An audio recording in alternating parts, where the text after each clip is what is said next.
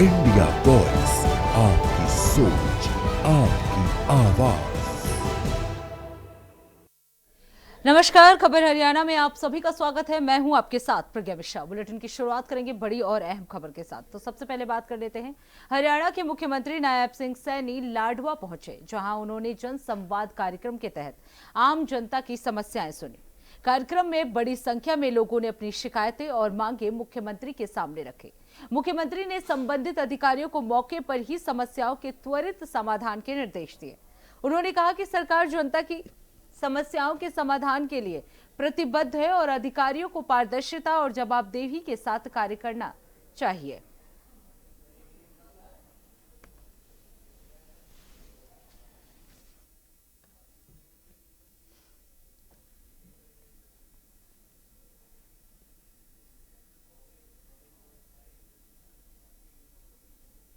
अब रुक कर लेते हैं अगली खबर की। हरियाणा के मुख्यमंत्री नायब सिंह सैनी के कार्यालय को बम से उड़ाने की धमकी भरा ईमेल मिलने के बाद सुरक्षा एजेंसियां सतर्क हो गई हैं। चंडीगढ़ पुलिस ने बम निरोधक दस्ते और खोजी कुत्तों की टीम के साथ हरियाणा सिविल सचिवालय में व्यापक तलाशी अभियान चलाया। अधिकारियों ने पूरे परिसर की गहन जांच की। हालांकि प्रारंभिक जांच में कोई संदिग्ध वस्तु नहीं मिली। पुलिस ने ईमेल भेजने वालों की पहचान के लिए साइबर जांच शुरू कर दी है। सुरक्षा को ध्यान में रखते हुए सचिवालय परिसर में निगरानी बढ़ा दी गई है।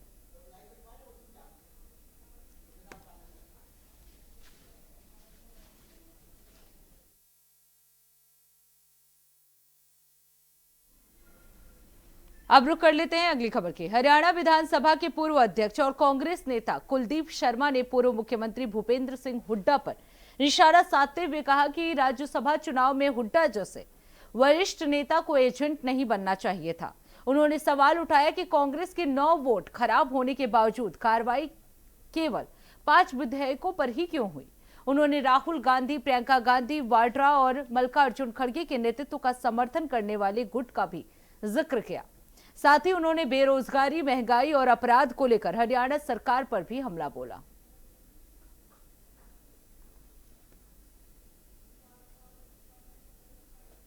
यात्रा से निकलता है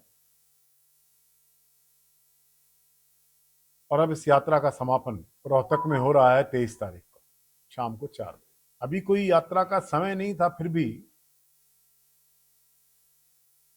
क्योंकि जनरली देखा है पॉलिटिक्स के लास्ट के 2 इयर्स ज्यादा जिसमें मामला आगे बढ़ता है, लेकिन बड़ी जल्दी इस काम को संभाला गया और कांग्रेस के कार्यकर्ताओं ने बढ़ चढ़ के, हमारे माननीय जिला अध्यक्ष बैठे हैं, सभी नेताओं ने इसको समर्थन किया है।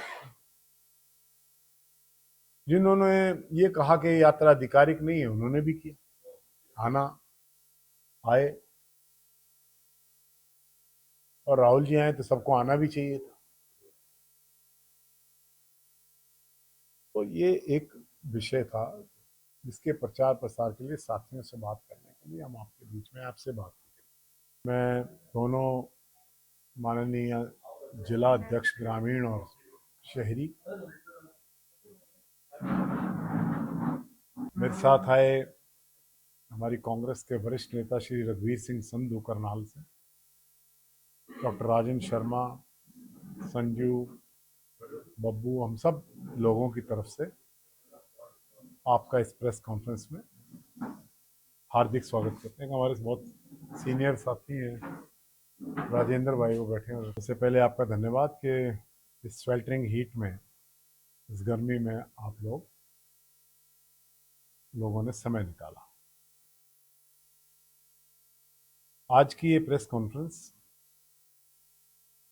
का विषय सद्भाव यात्रा, जिसका समापन 23 तारीख को रोहतक में हो रहा है, उसके प्रचार और प्रसार के लिए। अब रुक कर लेते हैं अगली खबर की। भिवानी में प्रधानमंत्री नरेंद्र मोदी पर कांग्रेस नेता राहुल गांधी की गद्दार टिप्पणी को लेकर सियासी बयानबाजी तेज हो गई। इस पर प्रतिक्रिया देते हुए बीजेपी सांसद धर्मवीर सिंह ने कहा कि कई बार भाषण के दौरान शब्द गलत तरीके से निकल जाते हैं, इसलिए इसे बड़ा मुद्दा नहीं बनाना चाहिए। उन्होंने कहा किसी के लिए अभद्र भाषा का इस्तेमाल उचित नहीं है और नेताओं को संयम रखना चाहिए। आपको बता दें, उन्होंने आगे कहा कि राहुल गांधी को अपने शब्दों पर ध्यान देते हुए खुद में सुधार करना चाहिए ताकि राजनीतिक मर्यादा बनी रहे। और कुछ कहा, चलिए आपको सुनाते हैं। और शब्द लेकर के हम मुंह में हम कई बार भाषण देते देते हमारी मन तो यह देखो ऐसा है कि मन ने सुथरा नहीं बोलना पाओगा तो जिस आप बोल दो उसाई लकड़ेगा मुंह में नहीं, वो कहना हो सकता है ठीक कहता और शब्द लेकर के हम मुंह में हम कई बार भाषण देते देते हमारी मन तो यह होती है कि मैं ठीक कहूँ लेकिन लेकर जाए कई बार, और उस बात का बतंगड़ नहीं बढ़ाना चाहिए। उसने क्या कहा मुझे नहीं पता, लेकिन किसी के लिए भी अपशब्द कहना अच्छा नहीं, सुधार लेना चाहिए। देखो ऐसा है कि मुन्ने। अब रुक कर लेते हैं अगली खबर के। पानीपत में शिक्षा मंत्री महिपाल डांटा ने कांग्रेस पर निशाना साधते हुए राज्य की नई शिक्षा और खेल नीति पर विस्तार से जानकारी दी है। उन्होंने स्कूलों में श्रमदान अवधि शुरू करने, शिक्षकों के लिए मोबाइल फोन के उपयोग पर प्रतिबंध लगाने और शैक्षणिक ढांचे के उन्नयन जैसे कई सुधारों की घोषणा की। मंत्री ने कहा कि इन कदमों का उद्देश्य अनुशासन, स्वच्छता और शिक्षा की गुणवत्ता को मजबूत करना है। उन्होंने हरियाणा की खेल नीति की भी सराहना की और कहा कि राज्य में प्रतिभाओं को बेहतर अवसर दिया जा रहा है ताकि विद्यार्थी राष्ट्रीय और अंतर्राष्ट्रीय स्तर पर आगे बढ़ सके।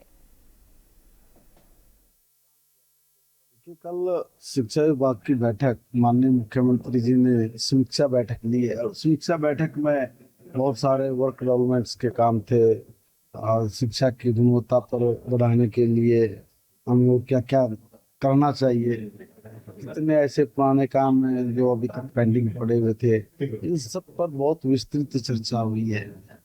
साथ में ही 2-3 डिसीजन भी लिए गए। उसमें पहला यही था कि भाई जो हमारे बच्चे हैं, पहले हम लोग भी स्कूल में जब जाते थे, पढ़ते थे, आप भी जाते थे, तो एक हम लोग एक काम किया करते, श्रमदान का एक पीरियड हमारा स्पेशल हुआ करता था जिससे बच्चे सीखते थे।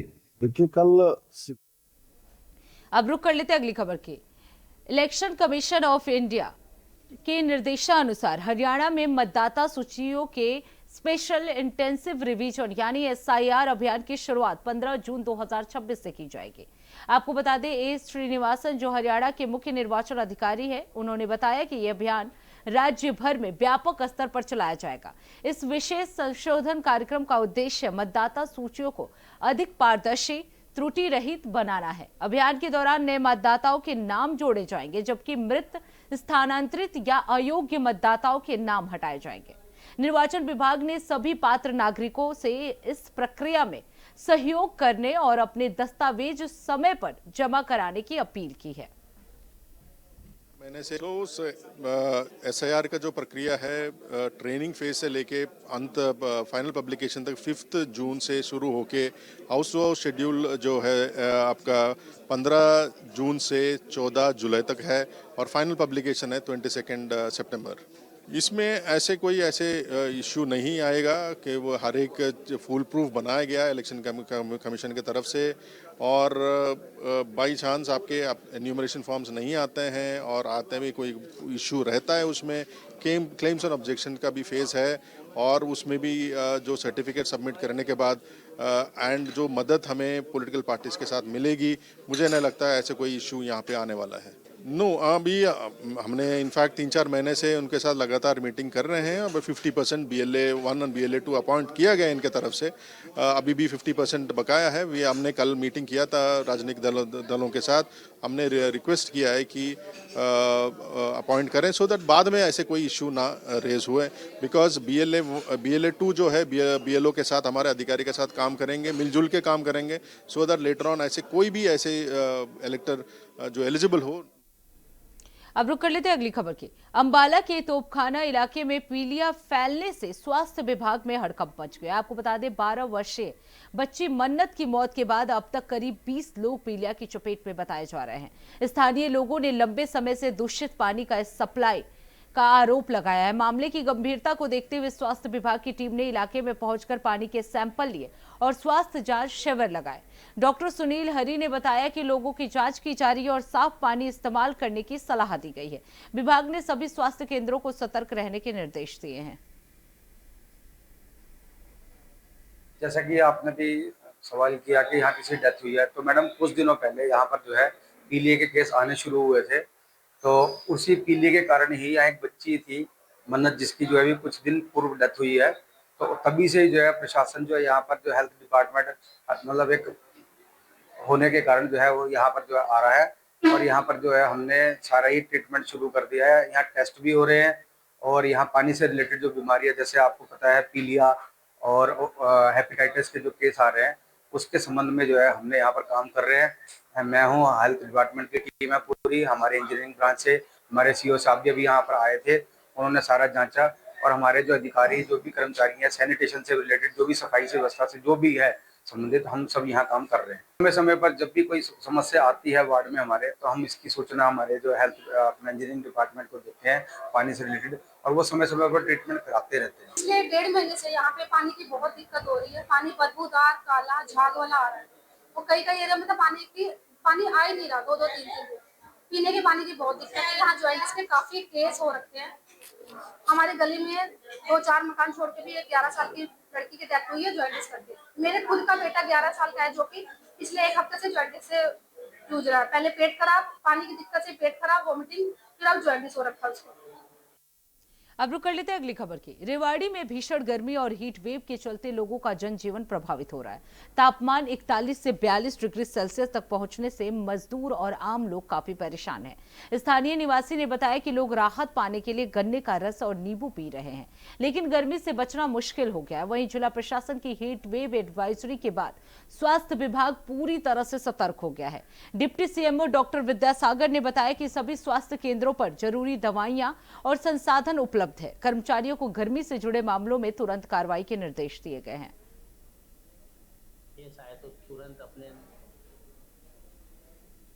तो फिलहाल रुकते एक छोटे से ब्रेक के लिए। ब्रेक के बाद जल्द लौटेंगे। देखते रहिए इंडिया वॉइस।